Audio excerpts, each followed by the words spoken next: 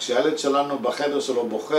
והוא אומר, תעוף לי מהחדר, תעזוב אותי בשקט, קשה לנו לצאת מהחדר, זה פוגע, זה מעליב, ואנחנו רוצים לעזור, אנחנו רוצים להיות שם בשביל הילד, והילד יש לו משהו, מישהו בבית ספר העליב אותו, פגע בו, הוא איבד, הוא הפסיד משחק, קרה לו משהו,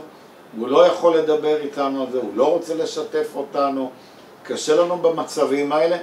וכמובן שהילד מלכלך ומקשקש, תלוי בגיל, נכנס הביתה ועושה לכלוך, שובר, עושה בלגן במטבח ומסרב לסדר, והדברים האלה מצפים בנו רגשות שליליים, רגשות שקשה לי להתמודד איתם, רגשות שאני לא מרגיש נוח עם עצמי, איך אני מגיב? אני לא מרוצה מהתגובות שלי עצמי, זה מתסכל וצריך ללמוד איך להסתדר עם זה, איך להתמודד עם זה, איך לגשר על פני הרגשות שלי והרצונות שלי.